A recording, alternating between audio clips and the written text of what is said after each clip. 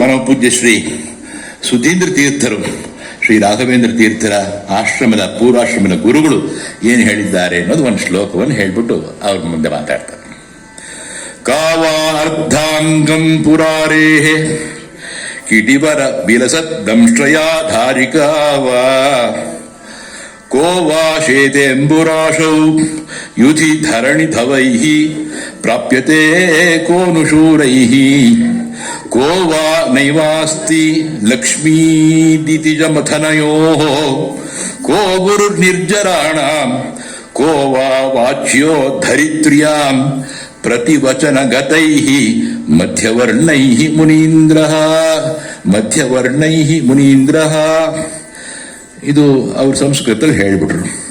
ತ್ರಿಪುರಾರಿಯಾದ ಶಿವನ ಅರ್ಧಾಂಗಿ ಯಾರು? ಭವಾನಿ, ವಾ ಮಧ್ಯಾಕ್ಷರ. ವರಾಹರೂಪಿ ಶ್ರೀಹರಿಯ ಕೋರಿದ ಆಡಿಗಳಿಂದ ಧರಿಸಲ್ಪಟ್ಟವಳು ಯಾರು?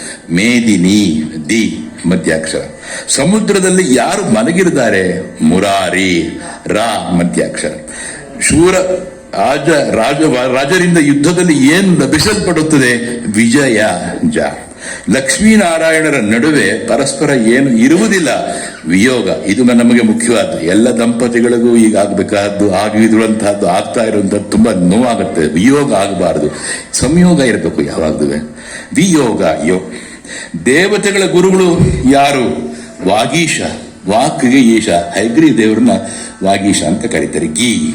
ಮೇಲ್ಕಂಡ ಪ್ರತಿಯೊಂದು ಉತ್ತರಗಳಲ್ಲಿಯ ಮಧ್ಯಮ ವರ್ಣಗಳನ್ನು ಸೇರಿಸಿ ಓದಿದಾಗ ಅವುಗಳಿಂದ ವಾಚ್ಯರಾಗುವ ಈ ಭೂಮಿಯ ಮೇಲಿನ ಶ್ರೇಷ್ಠ ಮುನಿ ತಪಸ್ವಿ ವಾಗ್ಗೇಯಕಾರರು ಯಾರು? ವಾದಿರಾಜ ಯೋಗಿ.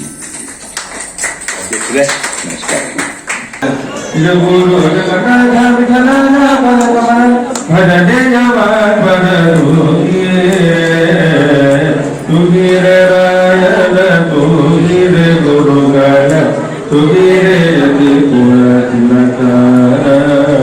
ತುಗಿರೆ ಯೋಗೀಂದ್ರ ಕಮಲ ಪೂಜನ ತುಗಿರೆ ಗುರು ರಾಘವೇಂದ್ರ